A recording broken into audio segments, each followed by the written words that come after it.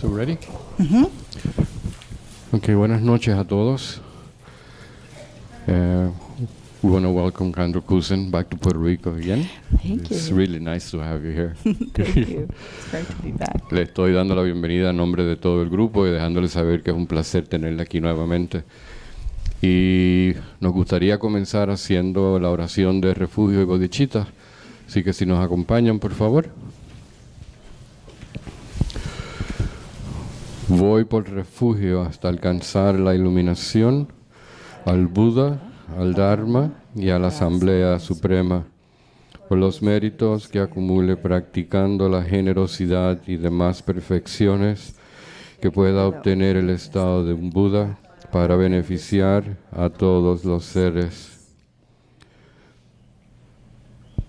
Voy por refugio hasta alcanzar la iluminación, al Buda, al Dharma y a la Asamblea Suprema, por los méritos que acumule practicando la generosidad y demás perfecciones que pueda obtener el estado de un Buda para beneficiar a todos los seres. Voy por refugio hasta alcanzar la iluminación, al Buda, al Dharma y a la Asamblea Suprema, por los méritos que acumule practicando la generosidad y demás perfecciones que pueda obtener el estado de un Buda para beneficiar a todos los seres.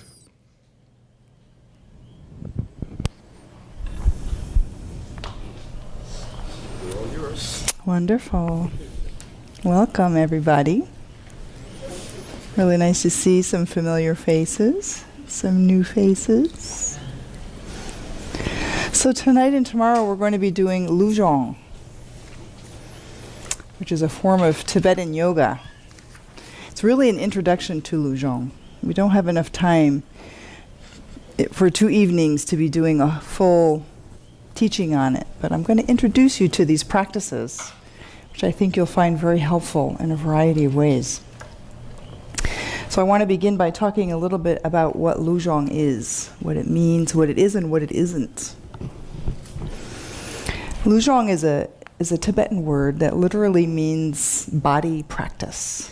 Lu means body and Jong means to practice or training, body training.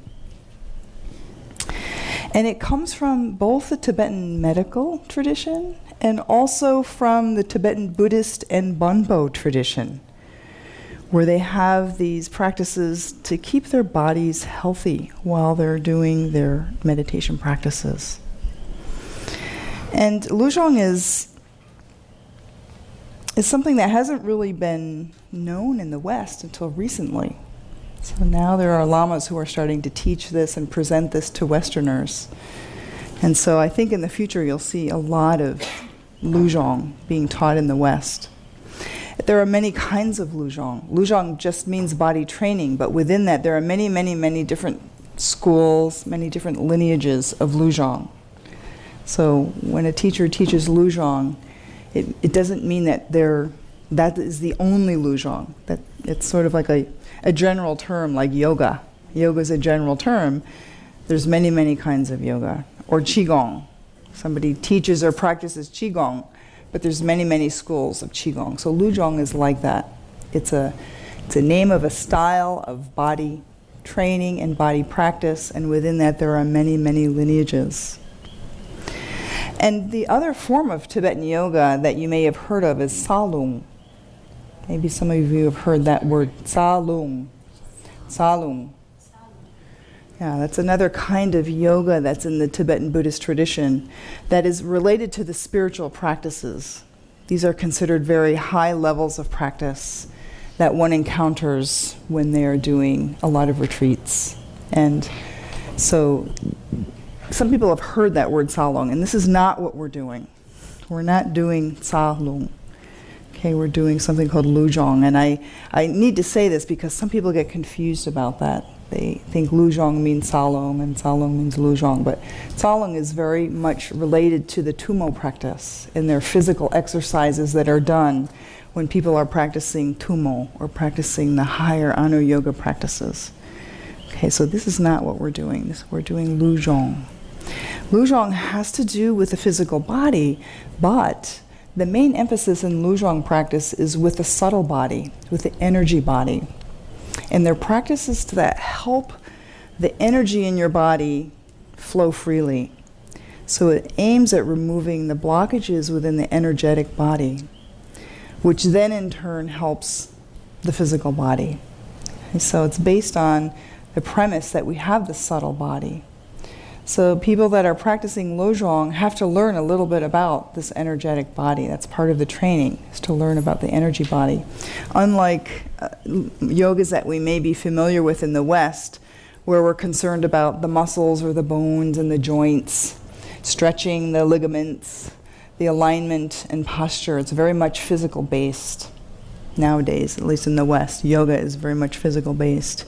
And the emphasis is on becoming more flexible or becoming stronger, or becoming, the muscles being relaxed. That's not necessarily the emphasis of Luzhong. Luzhong is focused on the energy body, on the subtle body, which then affects the physical body.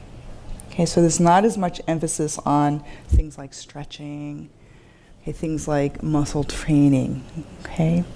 But it does affect that, and it does benefit that, okay? But its emphasis is different.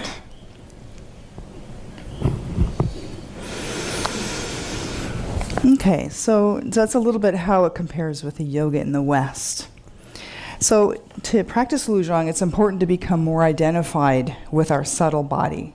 We have to learn about it. It does also incorporate components of Buddhist practice, things like working with the breath. There's a lot of emphasis on breath practices, different kinds of breath practices. Maybe you're familiar with the term pranayama that comes from the yoga tradition. So Luzhong has its own form of pranayama practice. It's a very big part of it. It includes meditation. Meditation is a very big part of it.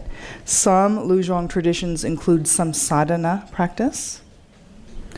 Generating deities. Deities are often associated. Mantra. Mantra is part of the practice. Mudra, hand positions, are also part of the practice. So it incorporates aspects of tantric practice that you may already be familiar with. And the inner disciplines of meditation and breath are actually just as important, if not more important, than the physical practices. For example, in the Luzhong traditions that I trained in, if we trained for 6 or 7 hours a day, half that time would be spent on meditation and breath practices. Okay, so there's a lot of emphasis on the inner work, because again, it's working with the subtle body. Okay. The emphasis is also on performing the movements with awareness, with mindful awareness, and in coordination with the breath. So we bring the breath, the mindful awareness, and the body movements together. And it uses special methods of retaining our breath, which we call the vase breath, or the bumchen in Tibetan. You might have heard that word, bumchen, or vase breath. In Sanskrit, they call it kumbhaka, which means holding the breath while we're performing these movements. And that has very specific effects on the subtle body. So we have to do a little training in how to do that, how to do these vase breath practice. So for those of you who may want to know more about Luzhong, there's a couple of resources available now. There's one teacher who's become very popular in Europe. His name is Lama Lobsang, and he has a website called Luzhong, and he teaches actively in Europe, many students in Europe. And they have books in German and I think Spanish. I haven't seen anything in English yet, so it's a wonderful resource. He has his own style of Luzhong. He's from the Bonpo tradition, and he's trained in many different styles of Luzhong, and he has his own system, and he does a lot of teacher training. So they're very active, and that's probably what you'll encounter if you do research about this. They've popularized it, and he has now generations of teachers who are also teaching this. And for those of you who like books, there's a book called Training the Wisdom Body by Rose Taylor. And she presents another Luzhong discipline, but she talks a lot about the subtle energy and the breath practices. So it's a good resource for you to get more information about that aspect of the practice, because I don't really have time tonight and tomorrow to go in depth about the subtle body. It would be part of the training, but I won't have time to go in depth about it. So there are some resources for you if you want to learn more. So as I said, we focus on the subtle energy system of the channels and the prana, the energy that flows in the channels, to remove blockages and restore the energy flows through the body. Because it's seen in the system that it's the energy that regulates the physical body. That when we have problems in the physical body, what's behind that is a problem in the subtle body. So if we can remove the problem in the subtle body, then it affects the physical body. By opening blocked channels and allowing the free flow of energy, this ensures that the blood, the nutrients, the essences reach all the cells of the body. And in Tibetan medicine and also in Ayurvedic medicine, there's this concept of the doshas. Okay, maybe you've heard of that. The 3 doshas, or the 3 humors in English, right? And so all illnesses are sort of categorized in imbalances in these 3 doshas, okay? And in Sanskrit, they're pitta, kapha, and vata, right? In Tibetan, it's tripa, lung, and bekken, or wind, bile, and phlegm in English. And so these are 3 sort of constitutional types that are based on the energy flows, whether the energies are flowing in harmony and freely, or whether there's blockages and they show up in these constellation of these doshas. And also these doshas also include the 5 elements of the body: earth, fire, water, air, and space. So when we have imbalances of earth and water, for example, then we have a phlegm condition or kapha condition. When we have an imbalance in the fire element, we have a bile condition or pitta condition. Okay, so the 3 doshas also include this idea of the 5 elements, the 5 constituent elements. So these exercises are seen as a way to balance these elemental constituents of our body, which then in turn balance the doshas. Okay, so there's a whole science behind that, and I just wanted to give you a basic outline. I know some of you are already familiar with these ideas and with these concepts. Okay.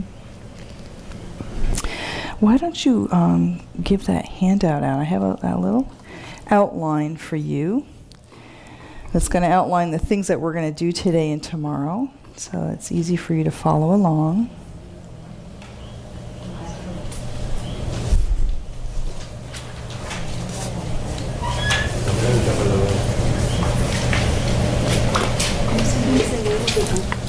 Excuse me? The book is Training the Wisdom Body by Rose Taylor. Very nice book.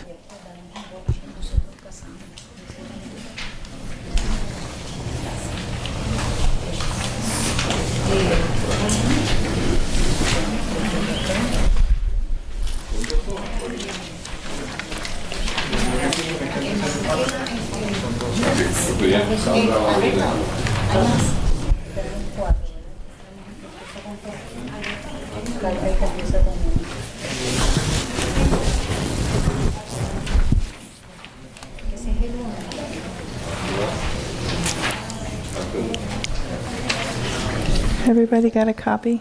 Okay. Aquí tenemos la 2. Dame la mitad.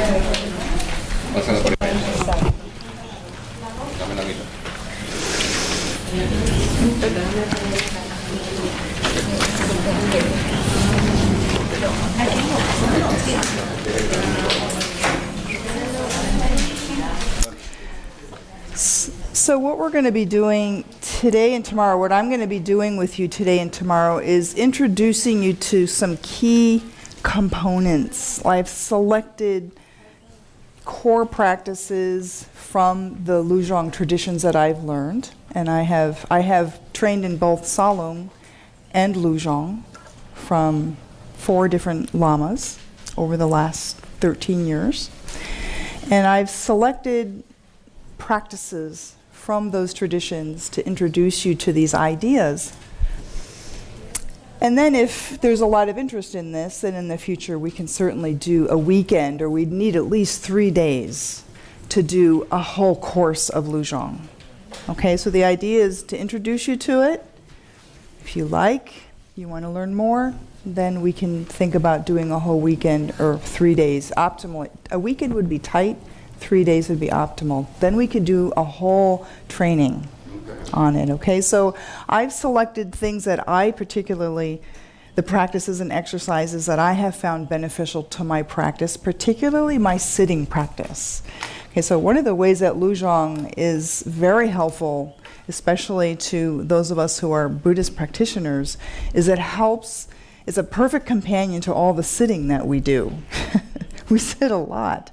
We sit and we study. When we study the doctrine, we sit when we meditate, we sit when we recite mantras, we sit when we attend ceremonies. It's sit, sit, sit, sit.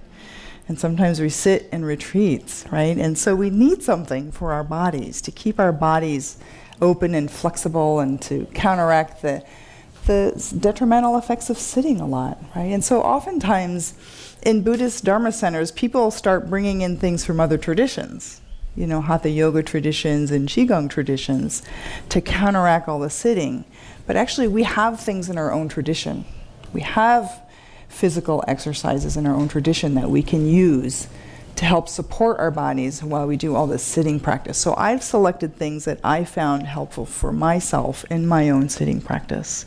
And I've also tried to bring in all the elements that we talked about with mudra and mantra and meditation and breath work. Okay, so this is like an introduction to each of these little components.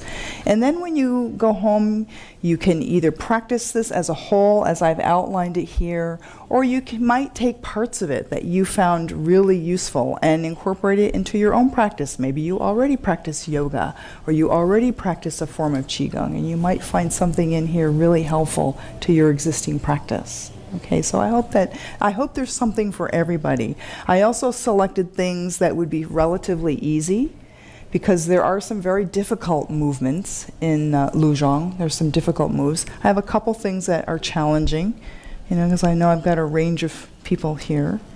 And my intention is that we can go through this whole thing tonight, because I know also some people are here tonight that won't be here tomorrow night. Some people are coming tomorrow that aren't going to be here tonight. Okay, so I'm hoping that we can go through all of these practices together. Okay, so again, elements of practice, which I've outlined here for you, includes breath work. In particular, we're going to be working with the vase breath, or a simple vase breath, kumbhaka. Includes meditation and visualization. Some include deities, which we're not going to get into with this practice, but many of them are associated with white Tara, for example, or medicine Buddha. Many of them are associated with deities. There are postures and movements.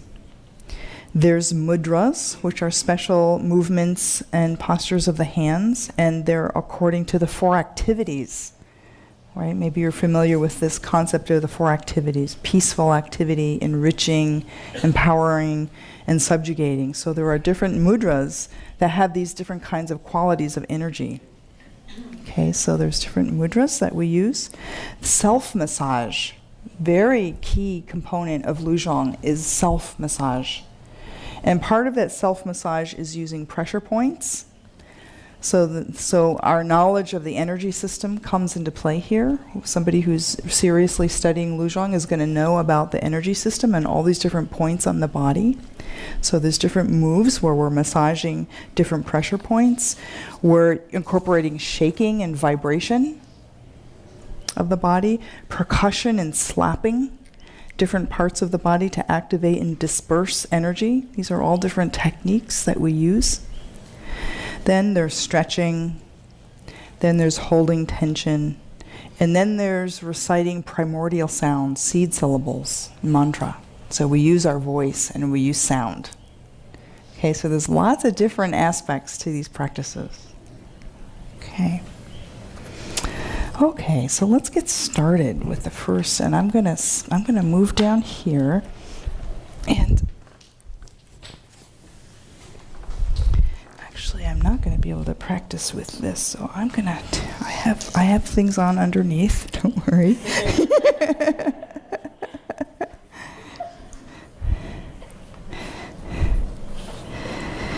So I see you all are wearing comfortable clothes. Good.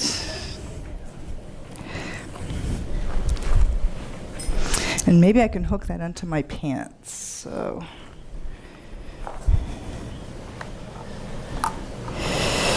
maybe on the side here. Okay, so the first thing we're going to do is some breath work. So I want you to find a way that you can sit on your cushion. And for those of you who are flexible enough to sit in Vajra posture, okay, we call this Vajra posture, not lotus posture. Okay, in the Buddhist tradition, we call this Vajra posture. For those of you who can sit like this, wonderful. If you can't, you can do variations of it. Okay, you can have one leg up in a half Vajra posture. You can have your feet in front of you, sitting on chairs, whatever your body allows you to do. Go within your comfort zone. Okay, if you're sitting on a cushion, that's okay. I prefer to sit flat on the ground. And actually, as we train in this further and further, we teach ourselves to sit flat on the ground. We want our sit bones actually on the ground. Okay, but we need to be flexible enough for that. Okay, so in the Tibetan yogas, we don't use zafus very much, unless we have to. Good. Okay, so we establish our base. So the first breath practice that I'm going to show you, maybe you know this already. It's called Lungro in Tibetan, otherwise known as the 9 purifying breaths. Okay, so this is a very common practice that we do to begin anything, and that is to dispel all the dead wind, as they call it, all the stale air or the stale energy that's in our body. Okay, and it's like alternate nostril breathing. So we're going to exhale out the right nostril first, then out the left nostril, and then out both. And then we're going to repeat that. We're going to exhale out the right nostril, which means we're going to close the left. Then we're going to exhale out the left, and then both. And then we repeat that cycle. So that's 9. So it's called the 9-round breath, because we do that series of 3 times. Okay? I'm going to move up here. You want a little arm room here. Okay, so the 9-round breath looks like this. Inhale, then close the left nostril and exhale out the right nostril. Okay, let's do that again. Inhale, bring your left arm up. And exhale. Okay, good. Let's just do that one more time. So we're inhaling as we bring our arm up and slap your shoulder, straighten, and now exhale. Good. Now let's do it on the other side. Inhale, lift your right arm, slap your shoulder, and exhale.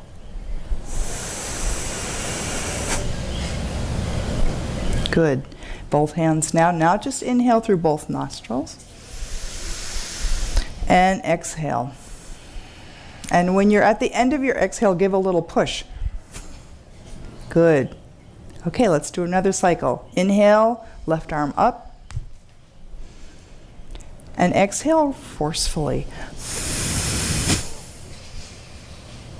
Good. Inhale, the right arm. And exhale, left side. Both arms down. Now inhale through both. And exhale, giving a little push with your abdomen at the end. Good. One more time. Inhale. And exhale. Good. Inhale. And exhale. And inhale through both. And exhale. Okay, good. So what we're doing here as we inhale, we're inhaling through our nose, and at the same time that we're breathing in air or oxygen, we're also breathing in a subtle energy, okay, prana. We're taking that in through our nose, and it's going in subtle channels that travel down either side of our central channel, all the way down. So we have a subtle breath that we're doing every time we breathe normally. Okay, so there's a little bit of our energy anatomy here. Okay, so in the core of our body, we have the central channel. Okay, maybe you're already familiar with that idea. Or Sushumna, they call in the yoga tradition, Uma in Tibetan. It's not a physical structure. It's not made of any material thing. It's open at the top of our head, comes all the way down, and ends just below our belly button. Okay, that's our central channel. And then on either side of that, there are two smaller, subtle channels that travel on either side and then plug into the central channel at the bottom. And they are open inside of our nose. So every time we breathe in through our nose, we're also inhaling this cosmic air, this prana, at the same time. And that's coming down to our belly. Okay, so a lot of times when we do abdominal breathing, we're breathing these deep belly breaths. What we're really doing is we're trying to bring this subtle wind down into our belly. So, and then when we close one nostril and we exhale out the other nostril, we're exhaling this wind from that channel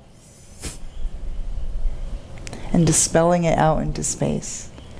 Okay, so we're purifying ourselves of the stale air, just like we have stale air in our lungs because we don't really inhale and exhale very fully anyway, right? We always have like this residual air in our lungs, right? That's why deep breathing is so healthy. At the same time, we have this kind of residual, subtle prana in our channels, and so we want to dispel that. So that's why this is called the 9 purifying breaths. We're purifying the right, left, and then both is the central channel. Let's do this again and then see if you can be aware of the sense of as you inhale, you bring this all the way down to the belly and then exhaling out one side, the other side, and the center. Okay, so the beginning of being aware of the subtle body is part of this practice. Part of these practices help us become aware of this subtle part of our being. Okay? So again, inhale, lift your left arm. And imagine you're breathing out that right channel. Shoot it out into space. Good. And again, inhale, bring up your right arm. And exhale out the left channel. Really let it go. Good. Then inhale through both. And then imagine you're exhaling out the central channel. Good. Let's do it again. Inhale, left arm. Exhale.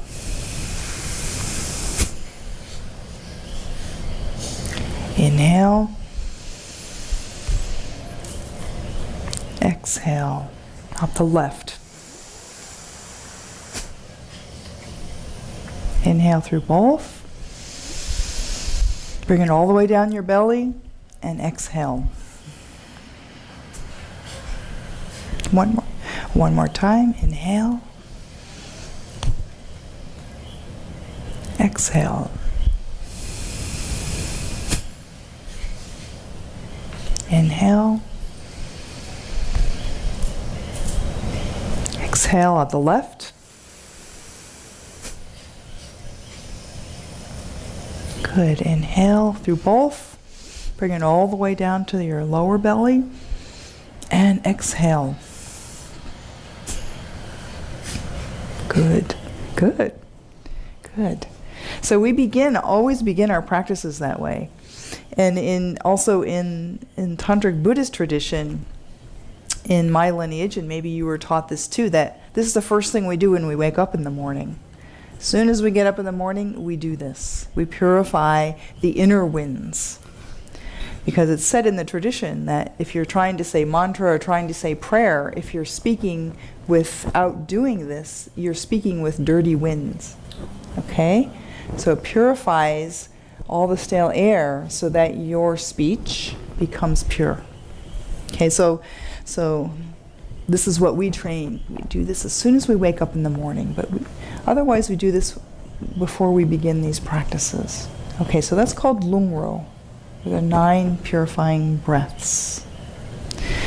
Then the next breath I want to introduce you to is called jamlung, or sometimes it's called jamlung bumbachen, which means easy vase breath.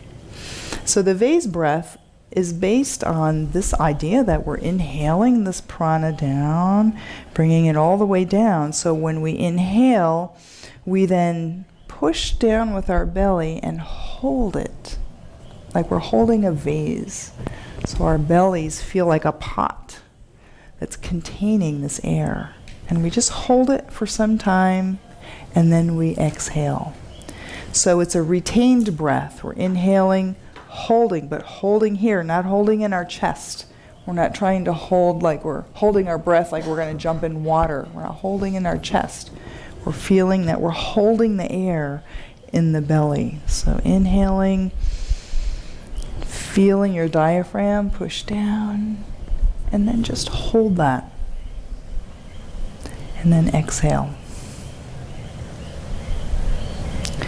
Inhaling, feeling yourself push down, and at the same time pull up from your perineum. Squeeze the muscles, the mula bandha, for those of you who know yoga. Pull up, hold, and then release. We don't need to hold it for a long time. Just hold it for that, just pause and hold that.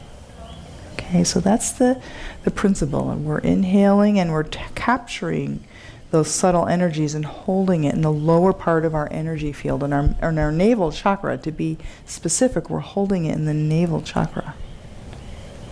And then letting it go. Okay, so this method of Jamlung Bumbachen, we inhale, hold, and now rotate your right shoulder while you're holding. Rotate your left shoulder. Now rotate your belly. Good. And now let go. Okay, let's do it again. Inhale. Bring it down. Hold. Feel your belly stick out. Rotate your right shoulder. Rotate your left shoulder. And rotate your belly. And release through your nose. And push it out at the end. Good. Let's do that again. Inhale, bring it down. Press down with your belly. Not really hard, gently. Now rotate your right shoulder. So this is spreading the energy. When we do this, rotating our shoulders and rotating our belly, we're spreading that prana through all the subtle channels of the navel chakra. And now exhale out your nose. Yeah. Maybe you're, yeah. So you might feel yourself getting warm.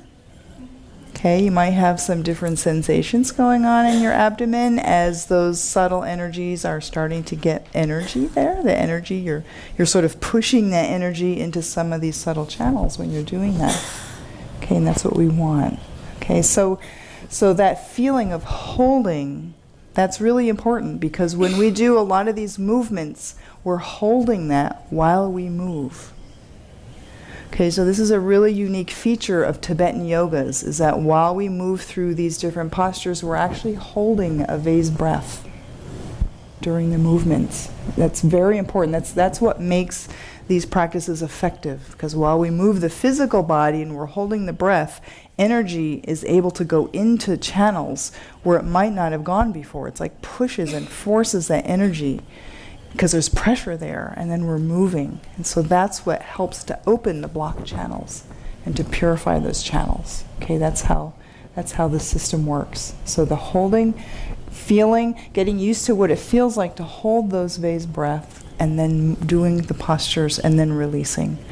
Okay, so you don't want to fill your lungs completely, so like your eyes are bulging out. It's not like that. You shouldn't feel pressure. You shouldn't feel like it's hard. Okay, you can just breathe half a lung full and just a soft vase. Okay, it's very effective if you do this more gently than if you force. And you don't have to hold it so long that you start to feel uncomfortable. Okay, if you start to feel uncomfortable, just let go of the breath and then inhale and hold another. Okay, so in the training, we train ourselves to hold it for longer and longer and longer periods of time. Okay, so there's a lot of training that's involved in that. But in these early stages of practice, just get used to the idea of holding that breath here for as long as it's comfortable while you're doing these movements. Okay, that's very effective. Okay, so that's an introduction to the breath, to some of the breath practices, some of the simpler basic breath practices, the lungro, the 9 purifying breaths, and the jamlung, Bumbachen. And these are foundational practices for all the yogas, all the Buddhist yogas. Okay, so there's a lot, this goes into many, many levels of training. Okay, so the next part is the self-massage. Okay. So in the self-massage, first we're going to imagine that on the palms of our hands we have a sun. We have a hot, blazing sun, little heaters. You can imagine little electric, like stove tops on your hands. They're hot as the sun. Each of your palms. Very important. Now, of course, we know, those of you who have studied the Reiki and the Buddha with me, we know that we have these energy points on the palms of our hands, right? Where energy and Reiki is leaving the hands. Okay, and right along the pericardium meridian. So we do have a very powerful point on our hands for healing. So in this practice, we imagine that they're like a sun in our hands. And when we when we use our hands for massage on our body, we imagine, or we believe, that this heat in the sun is going to purify all the obscurations in the channels. It's a very purifying and very healing energy. Okay, and so we're going to wake this up first by slapping our hands and then rubbing. So making circles and rubbing until you feel heat building up. Good. Good. First thing we're going to do is our eyes. So place the palms of your hands right on your eyes. Rest them there for a moment and then rub from the inside to the outside. Okay? Yeah.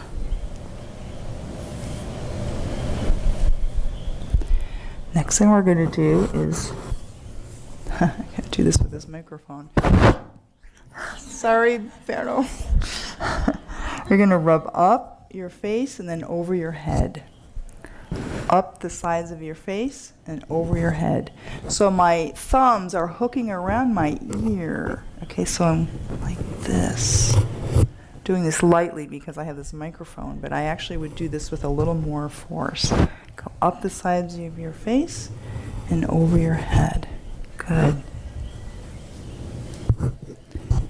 Now cross your hands in front of your throat and rub down.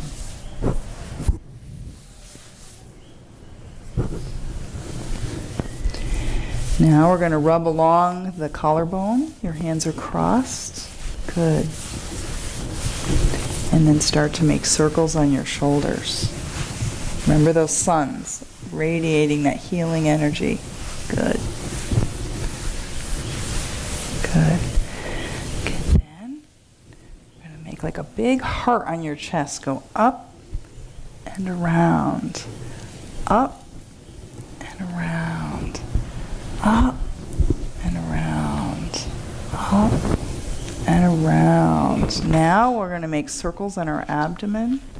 I've got one hand on top of the other in this case. And you're going up the right side and down the left side. Okay, up the right side and down. We're actually following the path of the large intestine. Going up the right side, down the left side, making nice circles. Good. And now we'll do the right side, down, up to down, up to down, up to down. Good. Mm-hmm. Now place your right hand in the back and your left hand on the front, so you get the back. Mm-hmm. Good. Now come back to the front. We're moving downward strokes, and we're going to go the other side. Downward strokes on the left side. Mm-hmm. And one hand in the back. Good. Okay, now we're going to do the legs. This time we go both directions. So when you're doing the right leg, your right hand is on the outside. Okay, then the left leg, your left hand is on the outside.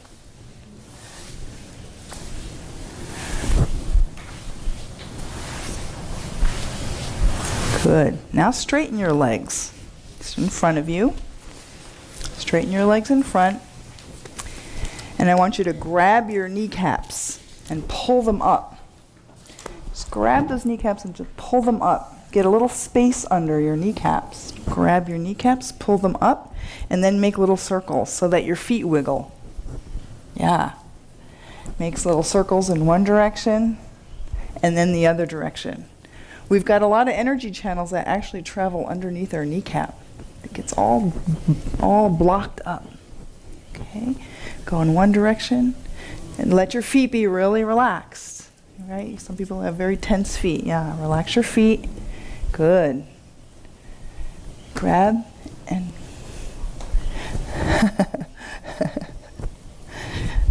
good. Now push them down and then bounce them against your hand. Push down and bounce them against your hand. Yeah.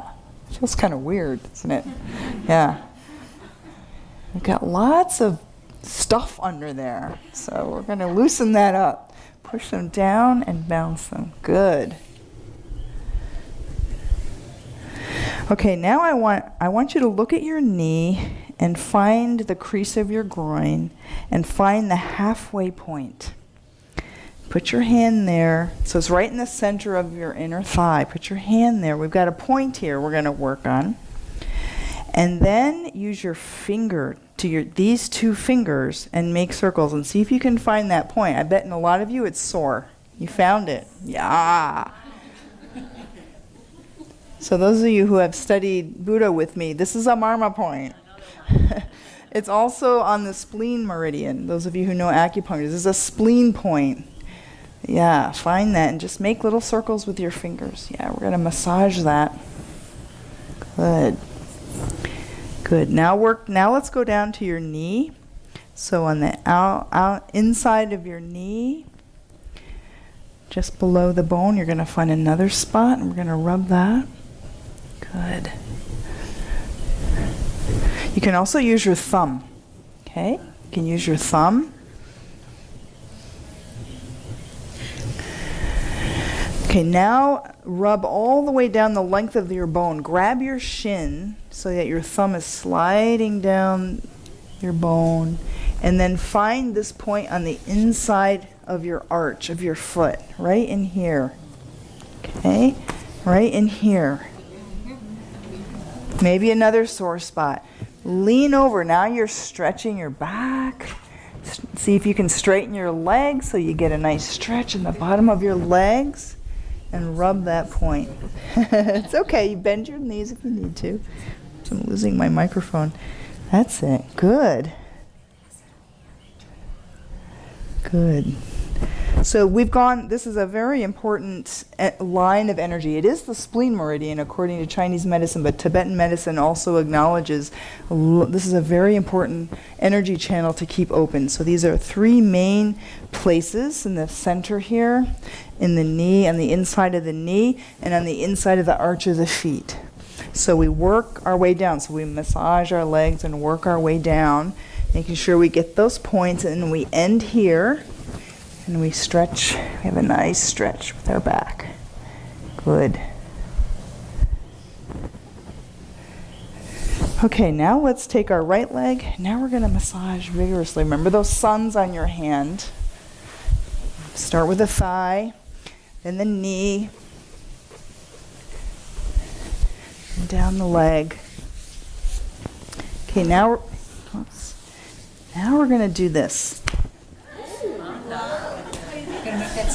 Yes. This is the slapping part. Remember I told you sometimes we slap. So rub down. Your leg is bent. Rub down over your toes. Now hold your heel and now you're going to push resistance. Okay? And then you're going to let go so that your hand slaps the underside of your knee. There you go. Let's do it again.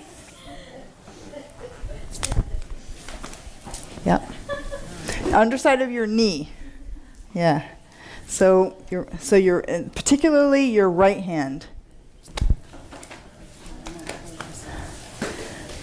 Let's do that. Yeah, good.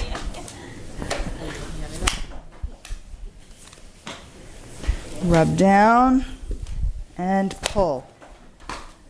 Rub down and pull. Good.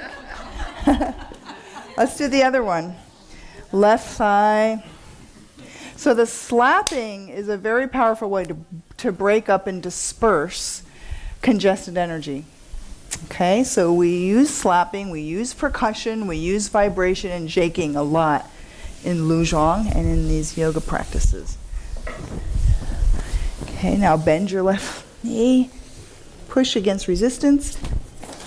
Good.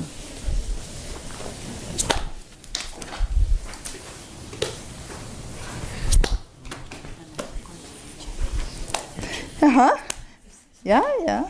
Good. Little resistance. So the use of resistance and release is also another way that energy is tight and condensed and then suddenly released. Okay, so these are all ways to disperse and open up energy channels. Now let's do both.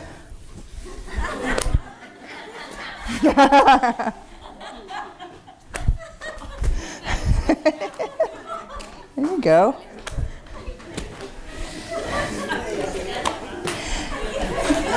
Okay, and then the other part of this is you have to let your feet come down hard.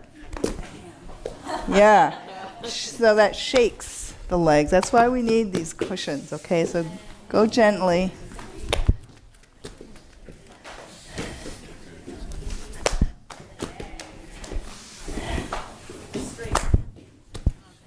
Okay. Yeah. Good. Okay, now we're going to do something similar to the arms. Okay, so rubbing down the inside of the arms, out to your fingertips, up the outside. First we massage using the sun on our hands. Remember, we've got that sun. We're massaging away all the knots and obscurations. So we can do this 6-7 times. Then we're going to do something similar. Holding your elbow, and you're going to push up against resistance. Oops, sorry. Okay, so I'm slapping and hitting at the same, you're doing this. Okay, but you're getting that tension and then release.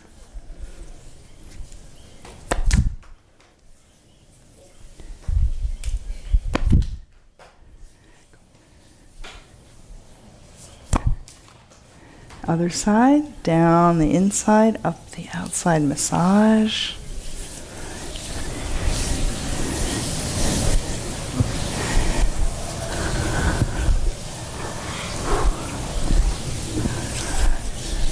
Good. Now,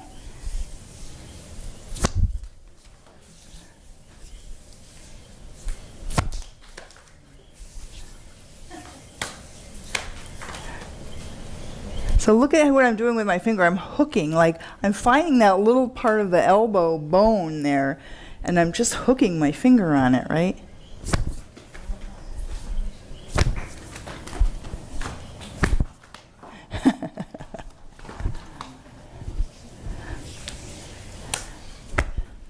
Okay. Now just take a moment and notice how you feel. Warm. A little more awake. A little activating. Yeah. Yeah. Good. Let's go through that whole thing one more time, okay? So we began by slapping our hands to wake up that channel in our hands and rubbing circles, warming up those suns. Now place them on your eyes and rub from the inside out.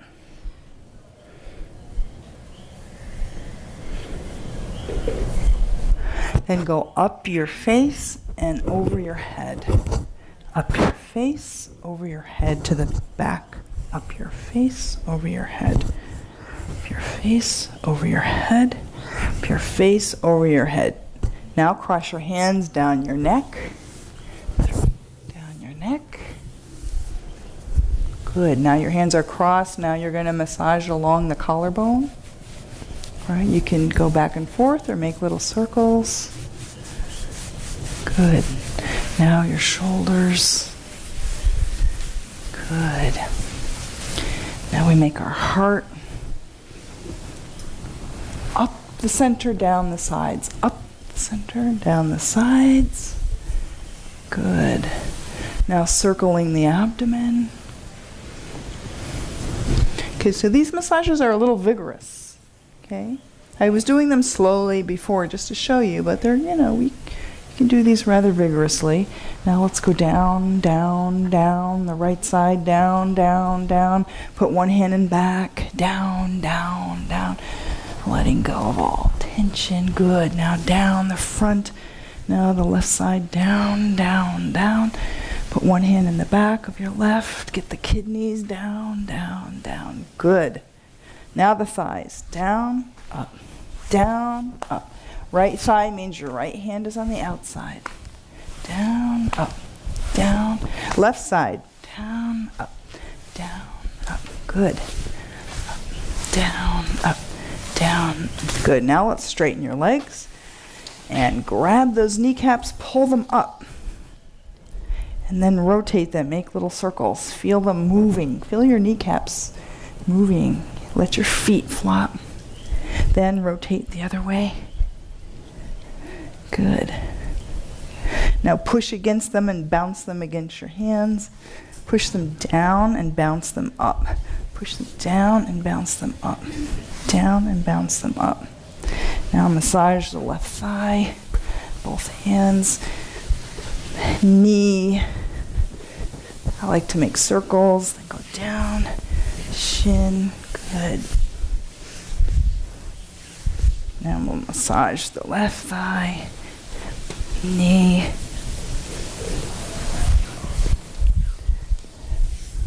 Okay, now let's find that point in the very center, right? Center of our inner thigh. First, using our palms and then finding it with your finger. Okay, so it's right in the middle. And then when you find it, then you can put some pressure. Make circles. And maybe, like I noticed, my left one is much more sore than my right one. So it's kind of interesting noticing that. Then come down to the knee and make circles on the other point on the inside. So you're just below the knee on the inside. And then grabbing that tibia bone, sliding all the way down, using your thumb to make circles on the inside arch of your feet. Yeah, get a nice stretch in the back. Good. Yeah. Okay, now we're ready to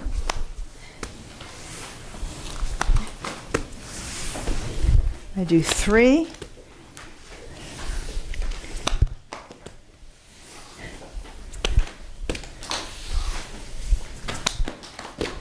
And both.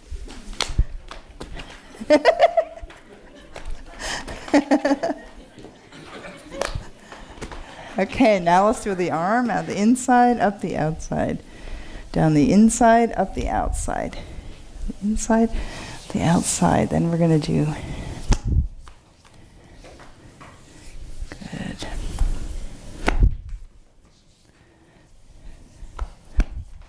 And this one.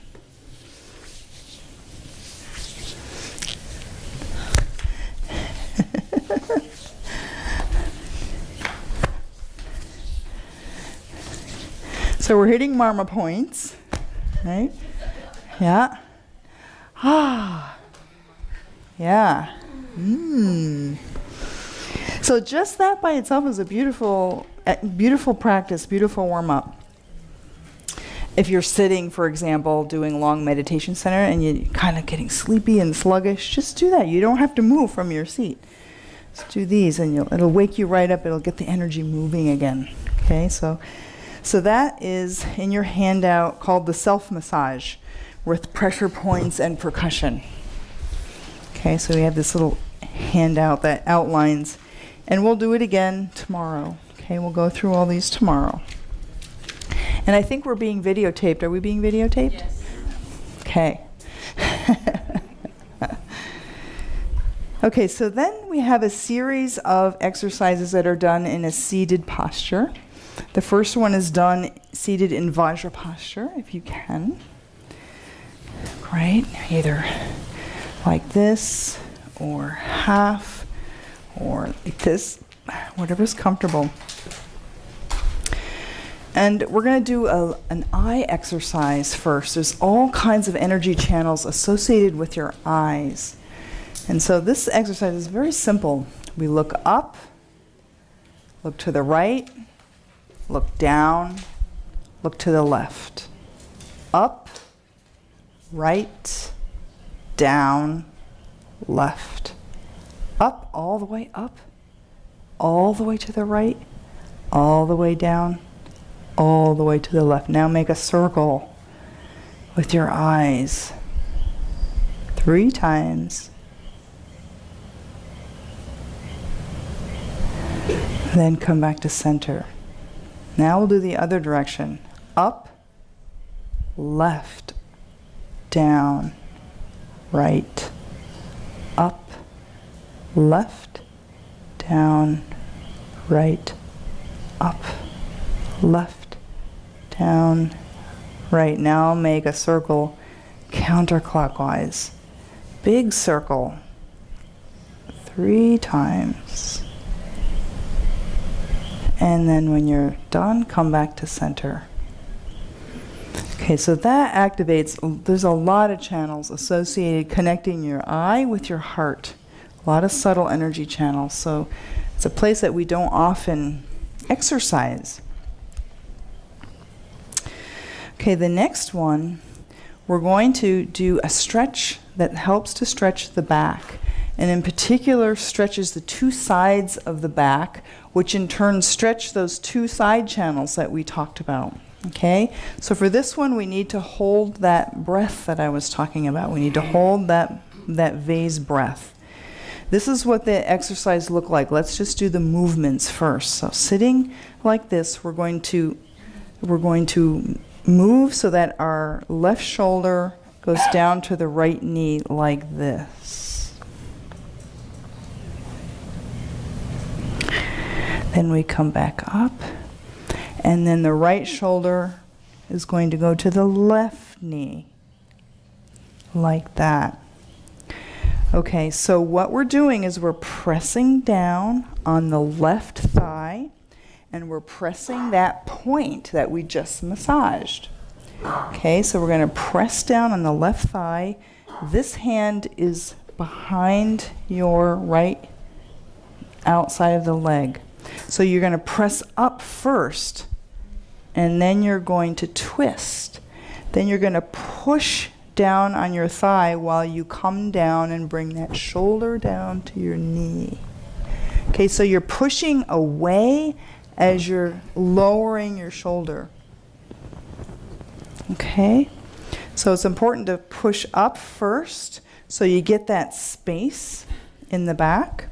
Push up, then you twist, then you sink down while you're pushing against your thigh. So you're pushing your knee into the ground. Your knee can't raise up. And your left shoulder is going to the right knee. Okay? And you can feel the stretch in your back. Feel the stretch in the sides. And you just go as far as comfortable and hold it as long as comfortable. And then you come back up. Then put your left hand behind and your right hand on your thigh on that same place. Push down so that you're straightening your back. Twist and then come down as you push. Yeah, feel that stretch in the sacrum, the side. Yeah. Come back up and then twist. Okay, so let's try it again on the other side. Left hand pushes down on the thigh on that point. Right hand is next to your buttock. So you're giving yourself, this is like your pivot hand. So you can go back like this. Okay, push up first, twist, then sink down, pushing your thigh away. Holding as long as comfortable. Come back up. The same direction, then twist forward. Okay, right hand down, left hand down, right hand on your thigh, push up, twist, come down. Good. Hold it as long as comfortable, feel the stretch. Come back up and twist. Okay. So now we're going to add the breath to it. Yeah, now we're going to add the breath. So breathing in with the nose. Bring it down and hold that vase breath. So I do that while I'm pressing down. Hold. Now twist and sink down while you're holding that breath.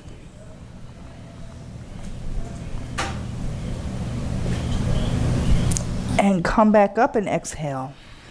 Good. Twist back to center.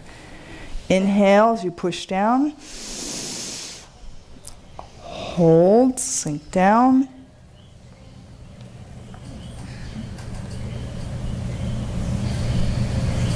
And exhale as you come up. Come back to center. Okay, so ideally you would hold that twist as long as you can. As long as you're comfortable holding the twist and the breath. Okay, you see how the breath adds this extra kind of tension and pressure, right? That it's like it pushes the air and the energy into those tense places in your back.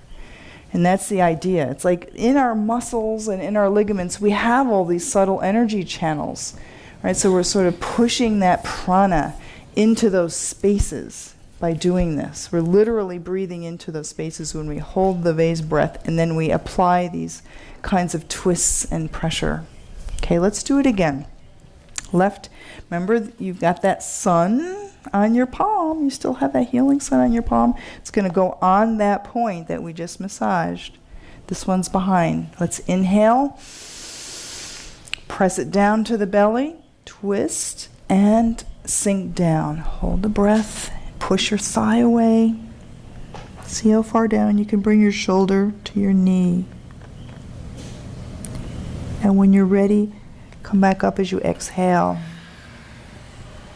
Come back to center. Switch. Inhale. Hold, twist, and sink down.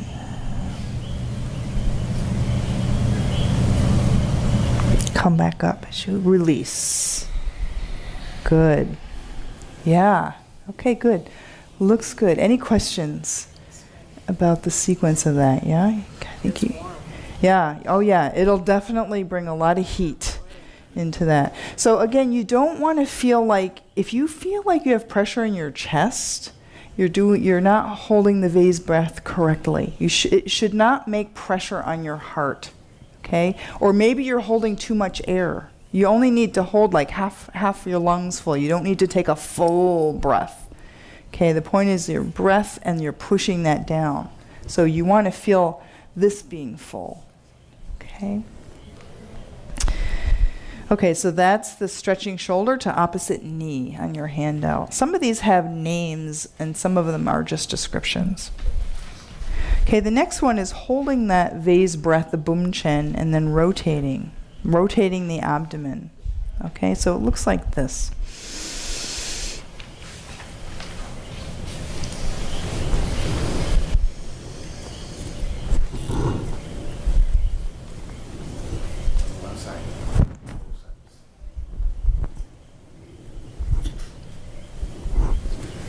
And exhale. So when I'm doing this, I'm really feeling my back arch as I'm coming forward, and my back, the back is going like this, okay? I'm trying to get that full range of my lower back as I'm going around in the circle. Let's just do that without the breath, okay? As you come forward, arch your back, and as you come back, round your back. Arch your back, round your back. Now your hands are on your knees, so you're pressing into your knees as you're doing this. You're using the hands into the knees to guide you. Arch your back forward, round your back, back. Okay, and then reverse. And so your torso is staying fairly upright. You're on your sit bones, so it's like you're rotating on your sit bones. Okay? You're getting this forward, back, arch. Okay, so it really works the lower back. Good. Okay, let's bring the breath into it, okay? Breathe in through your nose. Press down and hold the vase. Now,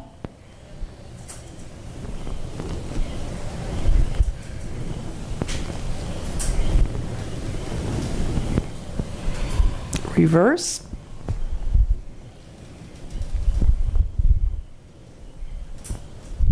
And exhale. So you can go 3 times one direction, 3 times another direction. And then when you build up your capacity, you can go 5 in one direction, 5 in the other direction. Okay? So the idea with that is to really, it's targeting the lower back, the sacrum. Okay, so it's really getting this sort of flex and extend in the lower back. Okay, the next one on here is bow and arrow, stretch and slap. This is with the arms. So our arms come out to the side, pull like you're pulling a bow and arrow, and slap. Okay, let's do it again. Out to the side, pull, slap. And then the other direction. Out to the right, pull, slap. Okay. Out to the left, pull, out to the right, pull, slap. So when you're pulling, you have tension in your arms. So you really want to feel like you've got this resistance. Your elbows up. So when you do this, you feel the sense of your arms pulling away from each other, pushing away, and then slap. Then you relax, then again forward to the side. That means you're twisting your torso. Pull with resistance, slap, and let go. Now we're doing this while we're also holding the vase breath. Okay, so let's again inhale.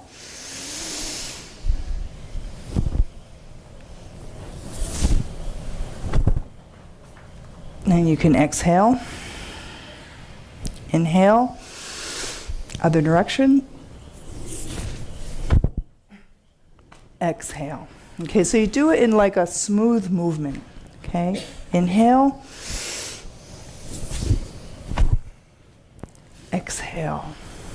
Inhale. Hold. Exhale. So when you're holding and you're doing this on the side, it's like shaking. It's like taking imagine you have this balloon and it has like dust on the sides of the balloon, and you shake it and it gets all the dust off. That's what I think of. That's what I feel like when I'm doing this. So we're inflating all the channels, and then this called chendep in Tibetan, these kinds of slapping with the elbows to shake everything up, loosens everything up. It's also very good for the lungs. You know, a lot of times we have congestions, right, in the bronchioles, right? Shakes it up.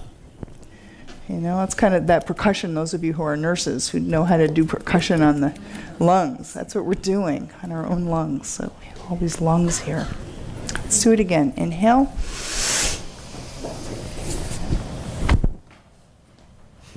Exhale. Inhale. Really pull and stretch. Exhale. One more time. Inhale. Exhale. Good. And inhale. Exhale. Good. Good. Yeah, good. Okay, next one, Garuda Bep. This one's a little difficult, and I think I'm not going to do this one tonight. Maybe we'll do this tomorrow. That one's a little bit difficult.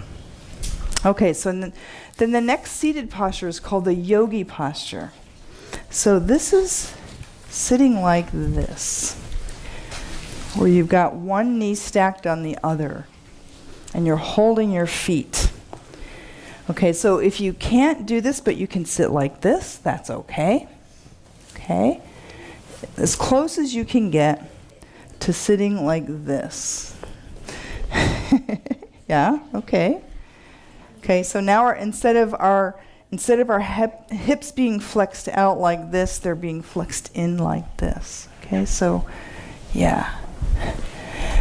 The main thing is you want to feel both of your sit bones on the ground. Okay, so you got to wiggle. You find a way to wiggle so you feel so you don't want to have one hip higher than the other. So this by itself is a posture. This by itself is something to work on, right? So that you can sit with both of your sit bones on the ground, right? And your hands are holding your feet. Okay? So this is called the yogi posture. Okay, so as close as you can get. So the next movement is called snake embracing the tree.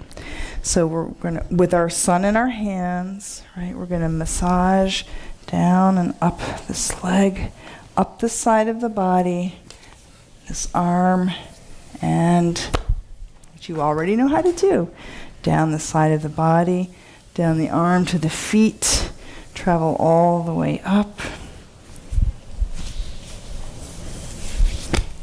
One more time.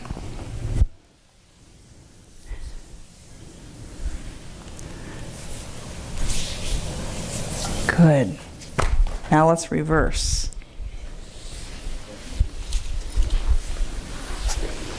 As close as you can get to having your knees stacked on top of each other, sit bones on the ground. Good. Now massage down the leg, back up the sides, down the arm. Good.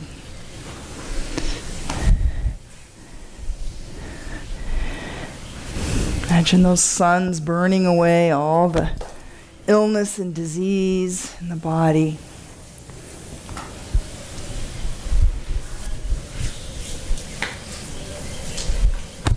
Good.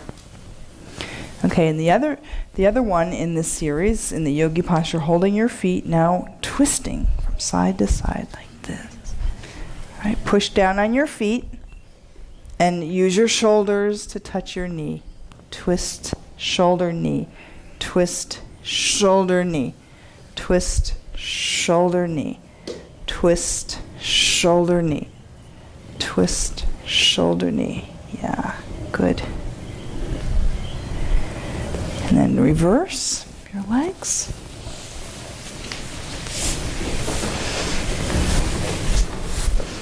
Twist.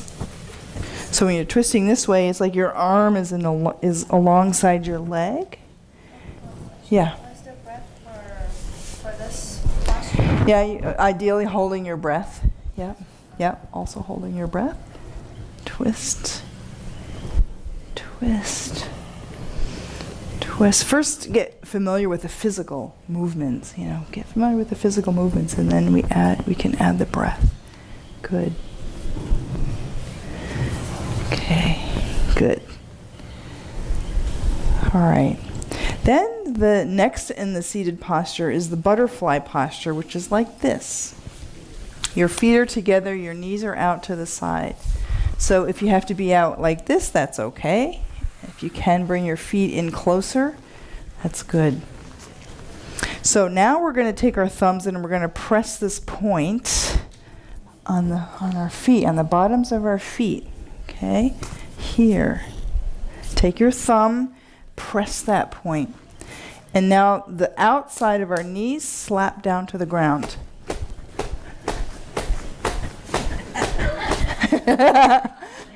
As much as you can.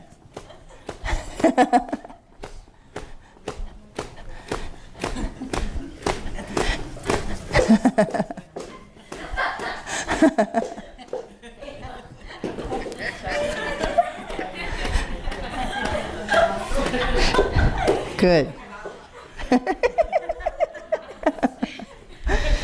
Now press down on your knees and twist to the side. Look behind your other shoulder. That's it. Come forward and twist. So your torso is straight. Pressing down on your knees and twist. Look behind your shoulder and look behind your shoulder. Okay. Now do this while holding the vase breath. Inhale. Bring the air down to your belly and twist.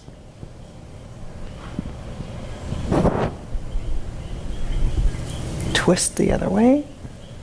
Come forward and exhale. Good. Notice the difference, how it's a different exercise when the breath is held. Okay? So the postures are beneficial in and of themselves, and many of these are very similar to Hatha yoga practices. But it's the part of holding the vase breath that makes Lujong practice. What separates that from physical yoga practices. Okay? Okay, so that's twist side to side while holding down the knees. Okay, then holding your right foot and putting your fingers on that same point, we're going to make a circle. And this hand is on your knee. Make a circle. Imagine your heel is making a circle. Good. And then straighten it as much as you can. So now you're pushing against resistance. You've got your finger on that point, and try to straighten your leg. Get a nice stretch. Good. Now let's take the other leg, pressing down on your right knee, grabbing your left foot with your finger on the point, making a circle.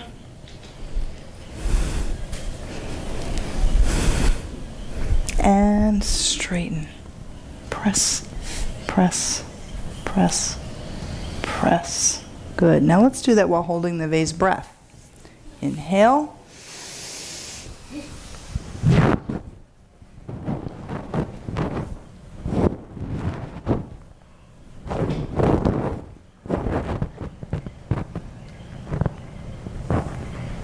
Exhale. Good. Inhale.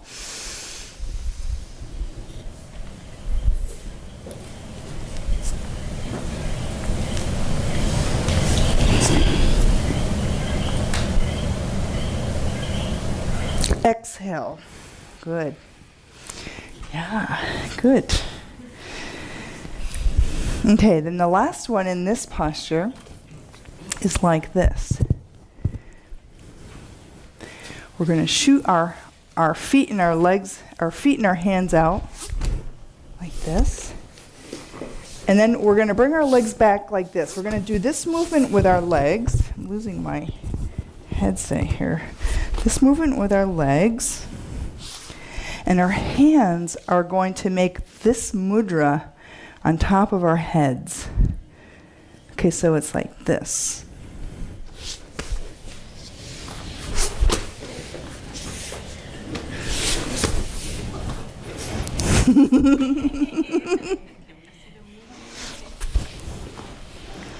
It's quick, quick, quick. Yeah.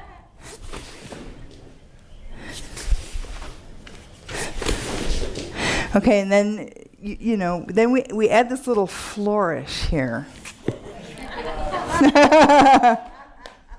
Okay.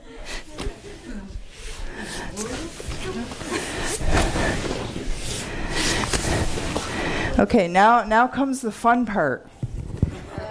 Now comes the fun part. So when we go like this, we have to say, ha! Ha! Inhale, ha! Inhale, ha! Ha! Good. You guys are good at that one. Good. Ha! So ha is another sound of dispelling. Release. Ha! You say that with your belly. Ha! Ha! Ha! Good.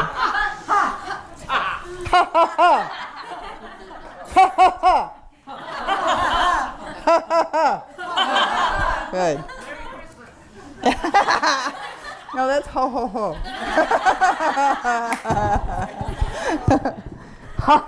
Ha's are used a lot in these practices. One ha, sometimes two ha's, sometimes three ha's. It's very specific how many ha's you're saying. In this case, it's one. Yeah, good. Okay, so now it's the standing postures. Now, let me come up to standing.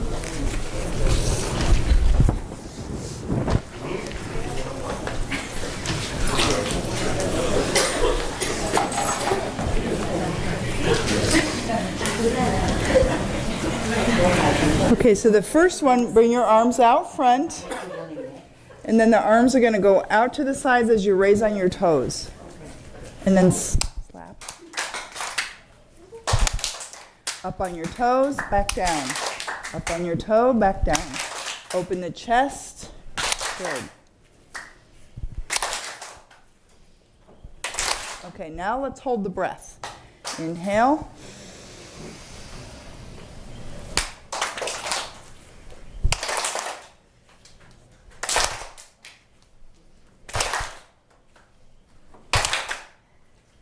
Exhale. And when you come down on your heels, you want to come down like, yeah. Okay, again, we're using shaking and percussion, right? So, but if you have, this can be a little hard on the back. That's why we need lots of cushion, lots of padding, okay? But the idea is, you're shaking. Okay, let's do it again. Inhale.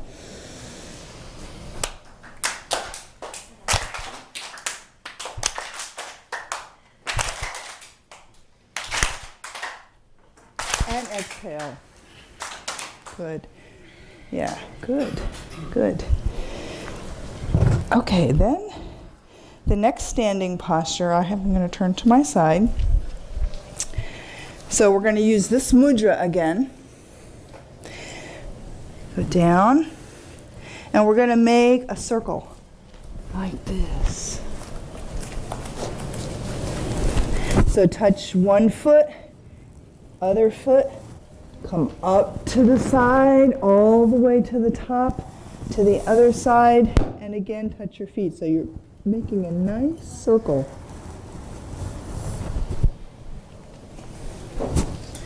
Do this 3 times. And then come back to the bottom and reverse. This is called circling the 4 continents. The wheel of the 4 continents.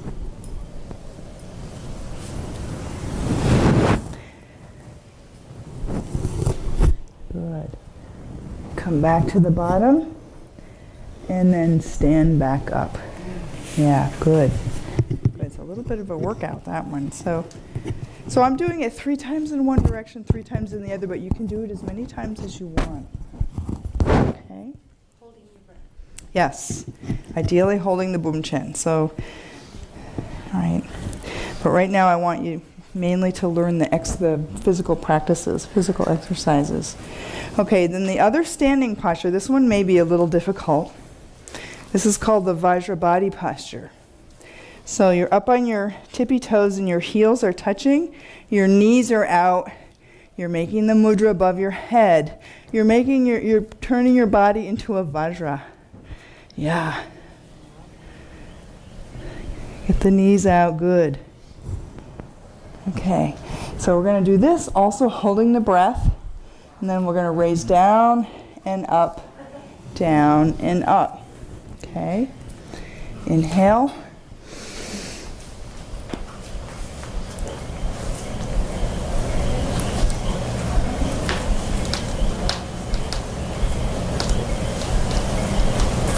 And exhale, let your arms down, good. Let's do that again, losing my thing here. Inhale.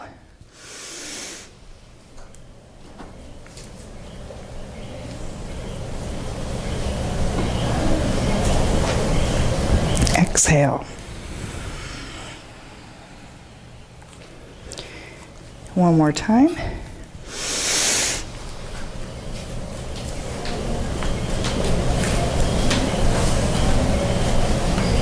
And exhale, good. Yeah, good. Yeah, good. Okay. Okay, then the next one is lying. So this is the last of our series of exercises. And this is a shaking practice. So we're going to lie on our back.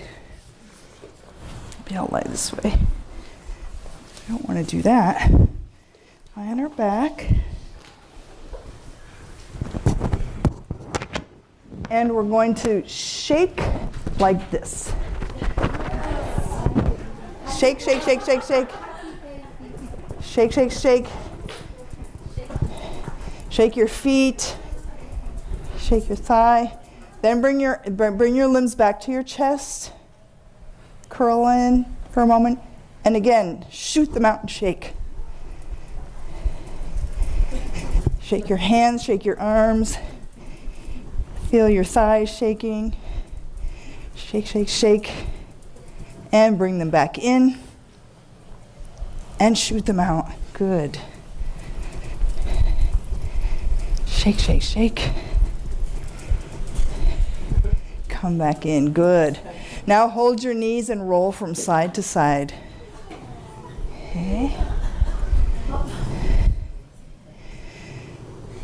Feel the sensations in your legs.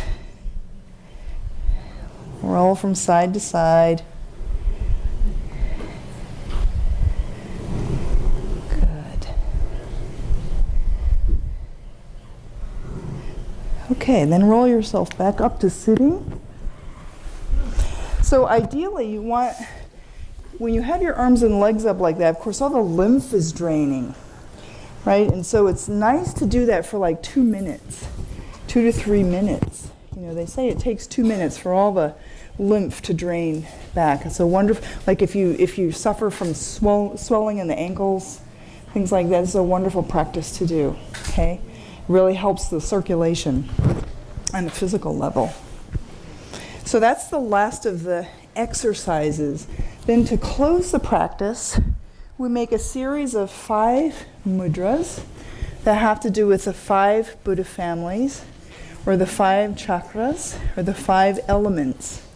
And we make these mudras above our crown. And this is the way that we seal the practice. So the 5 mudras are, number 1 is this one, which we all know, right? This is the Vajra mudra for the Vajra family. Okay. Then this next mudra is this. This is the Ratna mudra. Okay, so I'm making 2 circles and then bringing my hands like this. Yeah. What's this? Ratna? Ratna, jewel. These are jewels. Ratna. Vajra is diamond. Huh? The cutting diamond is Vajra? Vajra. Vajra, this is Vajra. That's like, yeah. And the cutting diamond.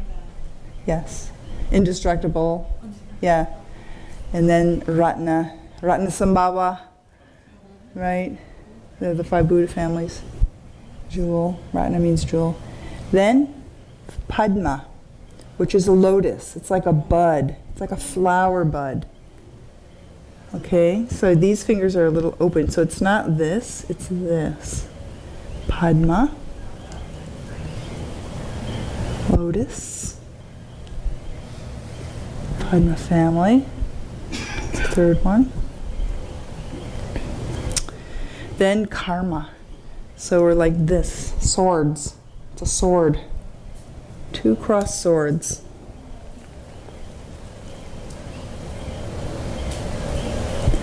And finally is Buddha, the wheel. So we go like backs of our hands together and then hook your fingers. That's the wheel mudra, the Buddha family. Okay, so what we're going to do is we're going to do these above our head. So we're sitting in Vajra posture, hands are on our lap. So this is when we want to wind everything down and bring the mind into stillness. And then after this, we often will meditate, shamatha meditation. Then we bring our hands up above our head and make the first one, the Vajra. Point your finger, bring it above your crown, so it's above your central channel. And then exhale, bring your hands back down into your lap. Then we're going to inhale the jewel. Bring it up above your head. And exhale back down. Good. Next is the lotus. Inhale up. Making the lotus mudra above your crown, so you're right above your central channel. Yeah, get your elbows out. Good. Good. And exhale back down into your lap. Good. Now let's inhale karma, 2 swords above your head, elbows out, straight back, and exhale. Good. Finally is the Buddha, the wheel. Inhale up. Bring the backs of your hand together. Good. Hold that up. Bring your elbows out. And exhale back down. Bring your hands into your lap. Just close your eyes for a moment. Just relax your body and just feel the sensations in your body. And just notice how you feel. Let your mind rest.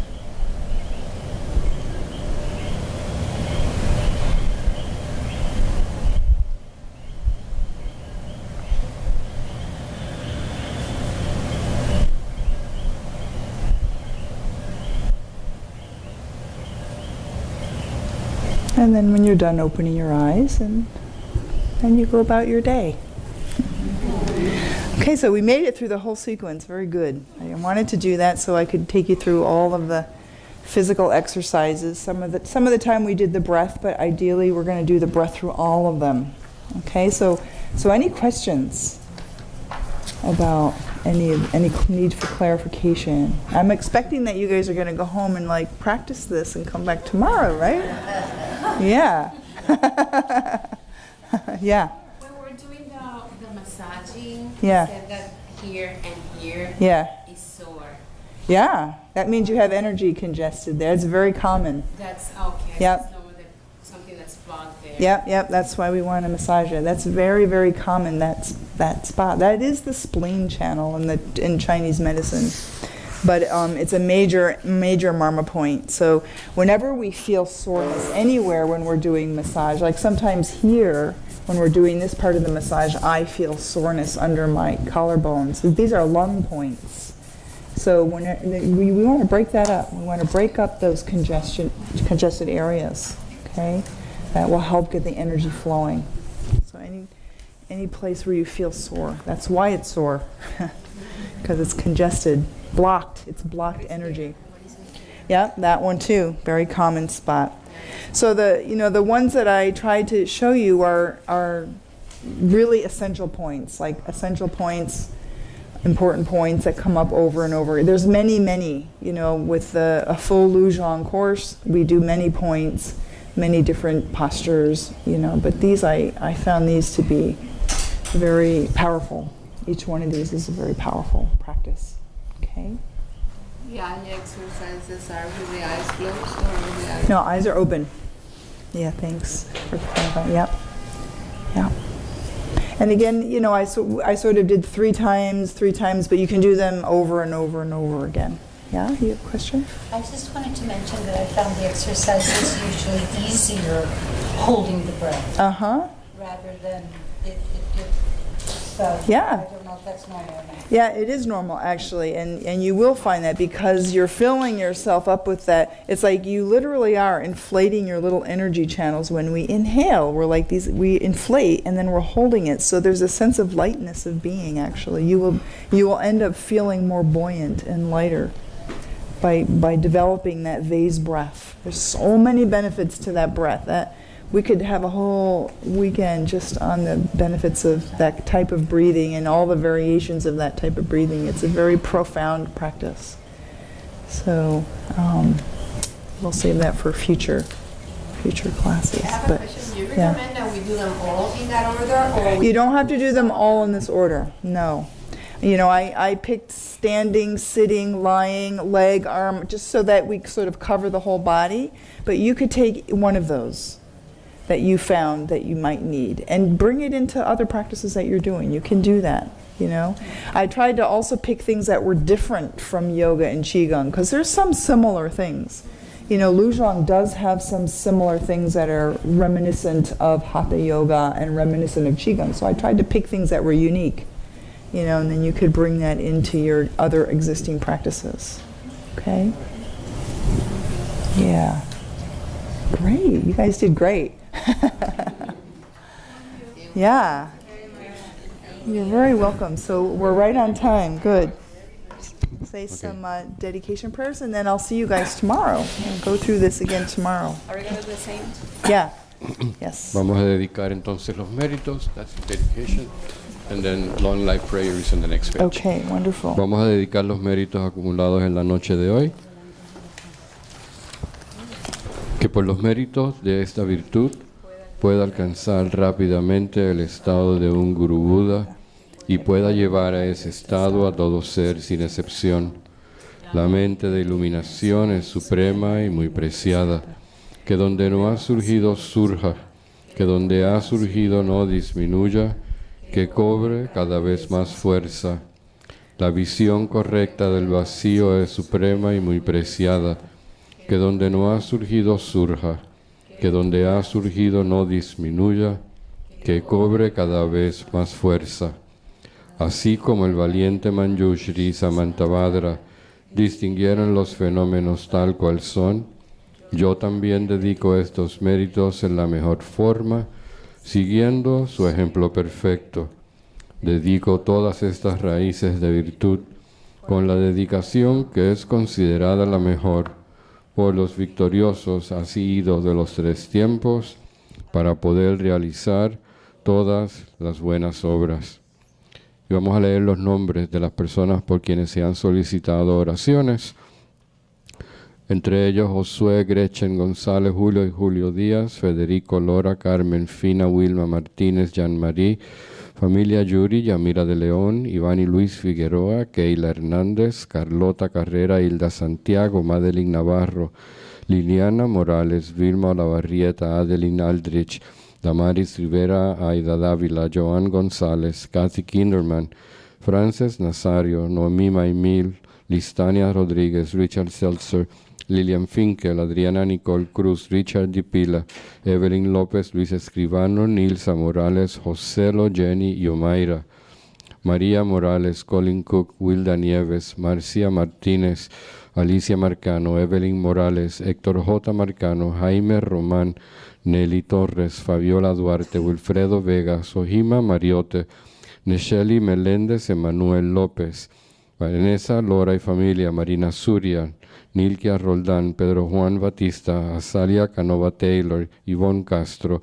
Dave Tolman, Gowan, Mariela Rivera, Abelardo Trujillo, Lorraine Martínez, Sebastián Lubriel, Lucas Fernández, Carmen Valentín, Pablo Quiñones, María Quisqueya, Ángel Pagán, Irene Weber, Manuel Pérez, Omar Ayala, Hansel Montañez, Saí Vélez, Vela, Jan Benvenuti, Edgardo Santiago, Toñita Rodríguez e hijas, Liliana Vaquero, Aileen Colbert, Gustavo Andrés Pesquera, Isabel Lavoy, Migdalia Jiménez, Migdalia Ramírez, Carmen Lina Morales, Alfredo José Sánchez, El Galiz Ramos y Celia del Grupo de Fundamentos, y los fallecidos en el proceso del bardo en estos momentos, dedicamos por Margarita Viruet, Lidia de Velasco, María Hernández, Bienvenida Marrero, Ulises Lubriel, Papo Brenes, Rosaria Rosaní, Benjamín Van Dervis.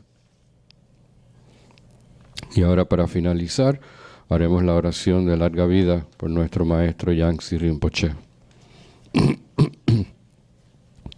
Madre Tare, liberando del samsara, tú Tare, liberando de los 8 temores, Tara, Madre que libera, por favor otorga el don de la longevidad, por las bendiciones de los gurus raíz y del linaje, por los logros espirituales de los jirams, dioses y diosas, por los métodos hábiles de las dakinis y los protectores del Dharma, que podamos realizar gozosamente la esencia de nuestras esperanzas.